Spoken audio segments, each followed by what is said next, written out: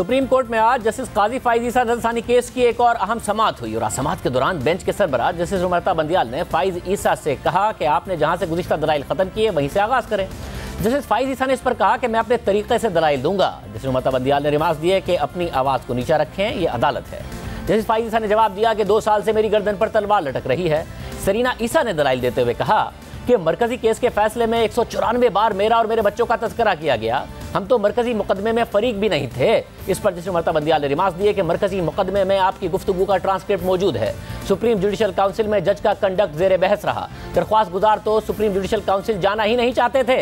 इस पर जस्टिस फाइज ईसा अपनी नशिस्त से उठकर रोस्ट्रम पर आ गए और कहा कि मेरे सुप्रीम जुडिशल काउंसिल में ना जाने से मुताल्लिक बात हकाइक के मुनाफी है। मुझे सुप्रीम जुडिशल काउंसिल ने नोटिस दिया लेकिन मुकम्मल दिफा का हक नहीं दिया गया। मैंने कार्रवाई मुलतवी करने के लिए एक दरख्वास्त भी नहीं दी। मेहरबानी फरमाएं, मेरी अहलिया वकील नहीं है।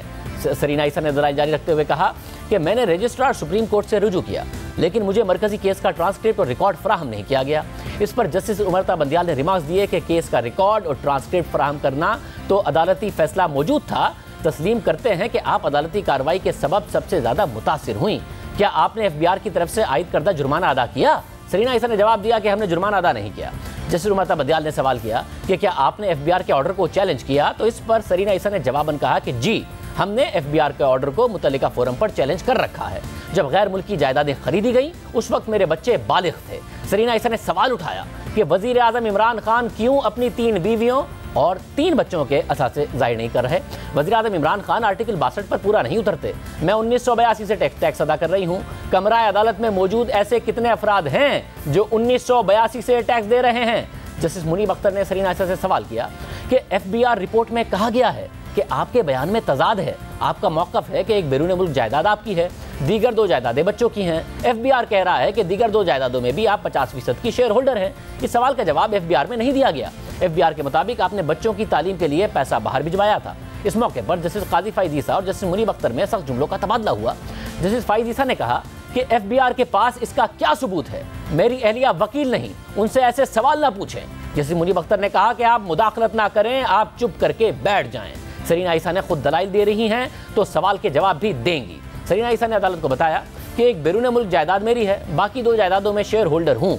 मैं 100% जवाब दे चुकी हूँ। मेरा मौक़िफ़ कभी नहीं बदला। साबिक चेयरमैन FBR जहांजेब खान को जस्टिस काजी फाइज ईसा के खिलाफ तहकीकात की मंजूरी ना देने पर ओहदे से हटा दिया गया। उन्होंने शहजाद अकबर की गैर कानूनी फरमाइश पूरी नहीं की थी। जस्टिस मंसूर अली शाह ने रिमार्क्स दिए कि पैसा बाहर जाना साबित हो रहा है तो मकसद मायने नहीं रखता। जैसे याया आफरीदी ने सवाल उठाया कि क्या पैसा तालीम के लिए भिजवा कर फ्लैट खरीदना गैर कानूनी नहीं?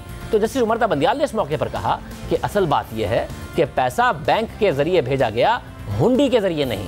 फाजिल जज ने सरीना ईसा से मुखातिब होकर कहा कि सारा पैसा आपका था तो बात खत्म होने का मतलब है कि ये नुक्ता मुकम्मल हो गया, केस अभी चल रहा है। जस्टिस उमरता बंदियाल की इस बात पर अदालत में कह लगे और सरीना ईसा ने इस्तदा की कि अदालत मेरे मुतालिक फैसले में लिखी गई ऑब्जर्वेशंस हज़फ करे।